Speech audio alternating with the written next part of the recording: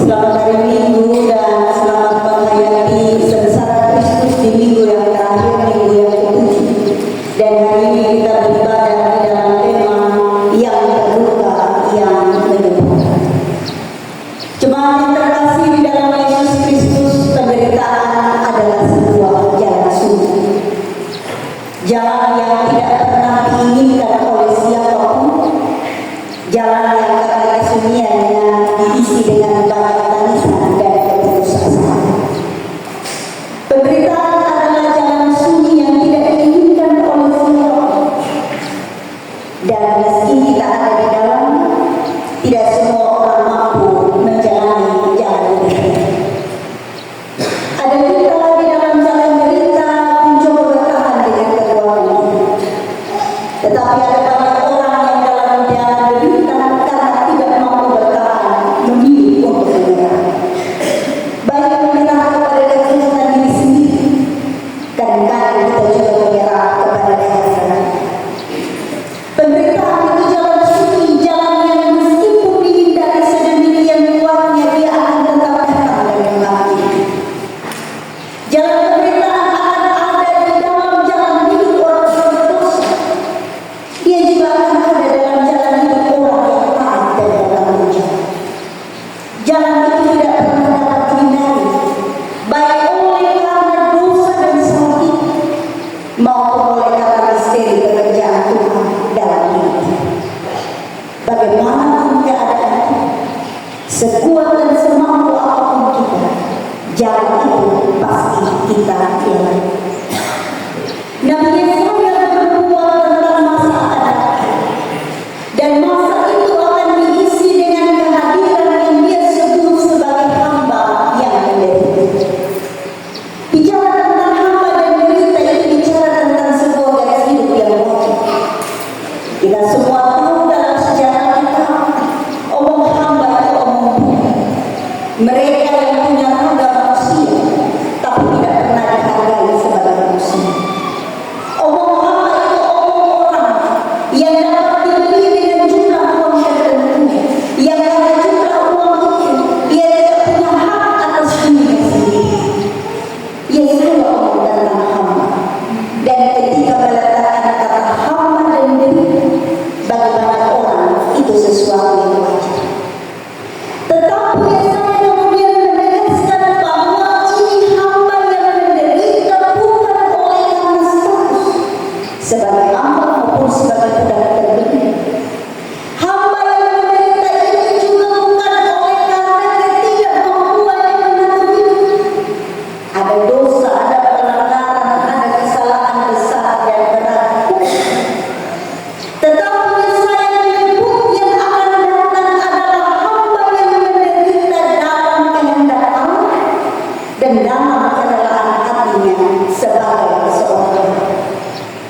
Maka hamba yang menderita di sini kemudian bukan lagi dipahami sebagai sesuatu yang wajar terjadi orang buangan yang menderita, tetapi dia kemudian dipahami sebagai sesuatu yang di luar akal manusia. Dia yang lain, tetapi yang memilih untuk menderita. Nabi Yesaya bilang tentang hamba yang menderita, tetapi di dalam berbagai langkah Yesaya mencoba menggambarkannya kepada kita. Yang pertama, Yesaya menggambarkan hamba yang menderita ini sebagai hamba yang tidak dianggap.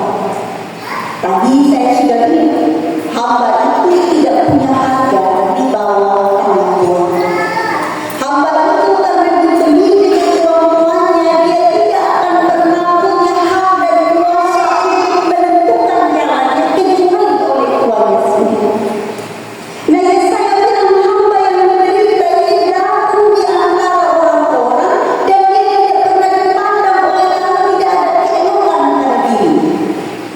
Yesaya tidak sementara omong keelokan secara fisik.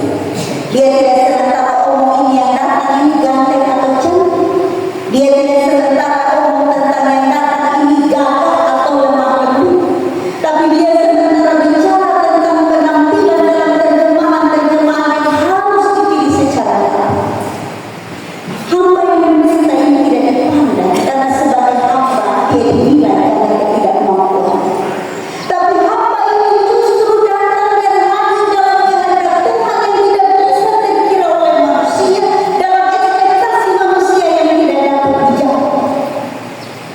Hamba yang datang ini disebut seperti domba, induk domba yang bulu-bulunya sementara cukup. Dia disebut sebagai yang tidak berdaya. Dia disebut sebagai yang tidak baik dipandang di mata manusia, bahkan kepada dirinya diletakkan kaki. Dalam perjalanan pemberitaan di perjanjian baru, hamba yang menderita ini kemudian diterjemahkan sebagai Yesus Sang Juru Selamat. Kita menyaksikan dalam kesaksian perjanjian baru bahwa benar Yesus itu tidak dipandang dalam cara pandang manusia, tidak sombong orang. Mereka yang hidup dekat dengan Yesus saja berpaling muka dari dia. Oleh karena harapan, cara pandang, ekspektasi terhadap siapa Yesus jauh berbeda dari apa yang terjadi. Kalau kita gereja minggu lalu kita ingat, kita baca tentang apa yang Yudas lakukan.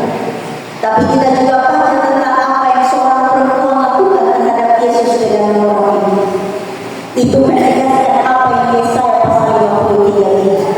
Dia tidak dipandang di mata manusia, tetapi dia sedang melakukan segala sesuatu melampaui harapan manusia. Yang kedua, Yesaya bilang, dia yang tadi datang dan tidak dipandang, dia yang bahkan lukanya tidak dapat diangkat untuk dilihat oleh manusia, justru hadir untuk menderita di dalam kerelaan menggantikan. Nabi Yesaya memberi penegasan dalam ayat 6, kita yang berdosa ini bagai domba yang sesat. Dia yang datang dalam ayat 7b, dia bilang seperti induk domba yang bulu-bulunya dicukur dan tidak mau berkata apa-apa karena anak-anak domba itu mesti diselamatkan dalam kesesatan. Jadi pada poin yang pertama Nabi Yesaya menyatakan sudah ada orang suka. Tapi penjelasan yang kedua Nabi Yesaya bilang meski kita tidak suka dengan dia datang untuk menyelamatkan kita. Bagai domba-domba yang sesat tidak punya arah, tidak lagi tentu. Bagai domba-domba yang sesat karena pilihan-pilihan yang kita ambil, kita pilih pulang untuk menjadi takut. Dia yang datang menderita, menjadi induk domba, memanggil semua domba yang sesat, menggantikan dosa dan salah semua domba yang sesat, supaya yang sesat itu menjadi terselamatkan. Maka meski dia ditolak, meski dia disebut dalam lebar sebagai yang ini, kedatangannya bagi induk domba yang memanggil pulang kita para domba yang sesat. Dia bagai pemain pengganti, seorang penafsir bilang begitu. Tapi kalau pemain pengganti yang kita lihat di lapangan-lapangan olahraga, dia tidak lebih hebat daripada dia yang diganti, dia saja betul. Tetapi yang terjadi dalam penggantian yang Yesus lakukan terhadap orang-orang berdosa, dia jauh lebih berkuasa, dia jauh lebih superior, dia jauh punya segala sesuatu, tetapi memilih untuk menjadi hina supaya itu domba-domba sesat menjadi selamat. Bayangkan kalau itu terjadi dalam kita punya relasi hidup sebagai manusia, pasti dia menjadi yang paling dahulu. Yesus meski buat demikian luar biasa, dia tidak pernah dipandang sebagai yang paling. Yang ketiga, Nabi Yesaya kemudian menegaskan, kenapa? Meski dia dipandang dalam kehinaan, meski dia ditolak dan tidak pernah diterima, tetapi dia memilih menjadi induk domba menyelamatkan domba sesat. Hanya satu alasan, cinta. Kita belajar dari kebenaran firman Tuhan bahwa tidak ada yang punya kasih melebihi kasih Tuhan yang mengorbankan nyawanya bagi umat manusia. Dan tidak pernah akan kita temukan cinta kasih sama seperti ini. Yesus menyerahkan diri menjadi anak domba di pembakaran. Kata Nabi Yesaya, keluh, tidak berlari, tidak melawan, tidak membela diri. Semua itu dilakukan di dalam kerendahan hati, bukan karena tidak mampu. Semua dilakukan di dalam kerendahan hati, bukan buat lalu pergi dan cerita ke semua orang tentang perbuatan. Sekali lagi, ini kasih yang tidak akan pernah ditemukan di mana. Ini kasih yang tidak akan dapat dilihat pada siapapun, karena ini kasih yang hanya mampu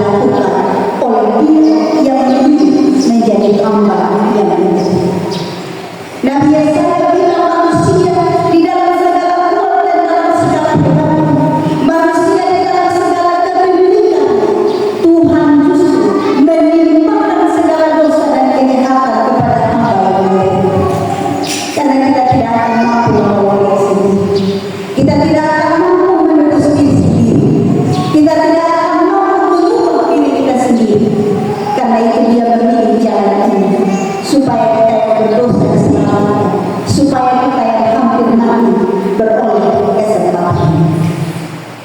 Yang keempat dan yang terakhir, dalam cerita hamba yang menderita, di situ ada luka oleh karena kemiskinan maupun luka oleh karena perkataan. Dalam diri hamba yang menderita ada penderitaan yang tidak terkata-kata, tetapi di ujung daripada luka dan penderitaan itu, bacaan ini menyaksikan dalam ayat 11 justru yang ditampilkan adalah kemenangan. Justru hasil dari luka, hasil dari derita, hasil dari memberi sebagai hamba adalah kemenangan bagi orang-orang kudus. Maka hamba yang menderita, dia bukan hadir dan menderita lalu turun ke dalam kerajaan maut dan celaka. Nabi Yesaya bilang di ujung akan ada kemenangan, dan itu yang kita yakini sebagai orang-orang percaya. Jadi dalam cerita minggu sengsara, dalam kisah dan penghayatan minggu sengsara, kita menemukan ada luka-luka yang hadir baik di dalam diri Yesus maupun dalam hidup manusia. Tetapi luka dan derita itu kemudian berujung kepada kemenangan karena ketaatan. Ayat 11 tadi menyaksikan bahwa sesudah kesusahan jiwa, ia akan melihat terang dan kemudian menjadi bebas. Tema pertemuan kita hari ini menunjukkan bahwa meski Yesus menjadi yang paling termuka, justru dia hadir dan menyembuhkan. Ada seorang penulis buku, menulis buku teologi dan bilang ia luka dan menyembuhkan.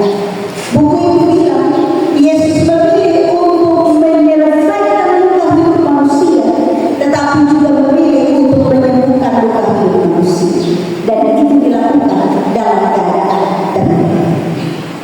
Nah, Bapak-Ibu, saudara-saudara yang terkasih dalam Yesus Kristus, kalau kita ngomong luka dan derita dalam kita hidup, pasti kita punya konsentrasi ada pada menyembuhkan luka. Kita punya konsentrasi ada pada mengeluarkan diri dari penderitaan. Sebab tadi kalau renungan kita bilang, ini jalan yang tidak diinginkan oleh siapa. Kalau ada orang terluka pada jarinya, dia akan memilih mencari cara, mau dia punya daun, mau dia tempel kopi, mau taruh betadine Cina, tapi supaya dia luka menjadi sembuh. Konsentrasi kita ada pada penyembuhan. Tapi yang Yesus lakukan ketika dia terluka bukan memulihkan diri secara fisik. Yang Yesus lakukan ketika dia menderita bukan melepaskan diri dari penderitaan, masuk terus di dalam, jalan terus dalam penderitaan, menerima luka secara verbal maupun secara fisik tanpa henti. Kenapa? Karena di ujung luka itu dia mesti menyelamatkan kita yang membuatnya menjadi luka. Maka kesaksian minggu sengsara itu juga mengingatkan kita, tidak ada derita jauh lebih besar dari derita Tuhan. Karena kita menderita bisa datang karena kita berusaha, tapi derita Tuhan datang bukan karena dia biasa. Tidak ada luka yang lebih dalam daripada luka yang ditimbulkan oleh orang-orang yang Tuhan selamatkan. Tuhan kasih kita ini, tapi kita melukai Tuhan dengan hidup berbeda. Mahalan yang lebih sakit daripada itu. Tetapi toh di dalam luka yang dalam, dalam derita yang tidak berkata-kata, Yesus menyembuhkan dan menyelamatkan. Maka kita akan pulang dengan doa yang benar. Jangan pernah merasa tidak paham menderita. Jangan pernah merasa kita buta sudah paham. Jangan pernah merasa tidak ada yang tidak pernah diselesaikan karena hidup terlalu susah. Tuhan sudah menyelesaikan derita menjadi kemenangan. Maka kalau ada derita di dalam hidup, ada luka yang seolah-olah tidak pernah sembuh, ingat bahwa Tuhan menyelesaikan segala sesuatu. Berharapanlah di dalam Tuhan. Benar, kita akan cari segala sesuatu untuk menyembuhkan diri, tapi jangan lupa penyembuhan itu datang dari Dia yang terluka itu. Yang kedua, kita akan pulang dengan pesan firman Tuhan agar kita berhenti menjadi orang-orang yang menyebabkan luka dan memilih menjadi orang-orang yang menyembuhkan. Kita tidak akan pernah tahu betapa tajamnya kata-kata sampai kata-kata itu melukai. Kita tidak akan pernah tahu betapa sakitnya perbuatan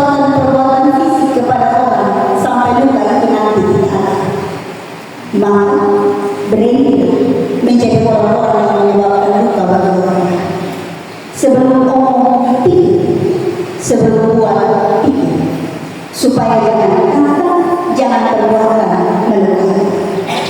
Dan kalau kita mendapati ada orang terluka, pergi dan jadi terluka, bukan karena kita tidak pernah terluka, tapi karena kita sudah terluka, dan karena itu kita tahu betapa pedihnya luka hati ini.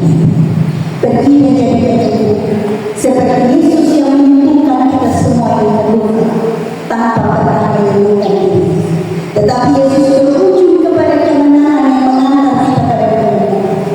Demikianlah kita semua pergi menjadi penyembuh dan Tuhan yang akan menyembuhkan kita. Luka dan derita luka, tetapi kasih dan setia Tuhan setia akan kita. Kiranya sengsara Tuhan dalam penghayatan ini 27 menolong kita merenung akan hidup yang diberi Tuhan dan hidup yang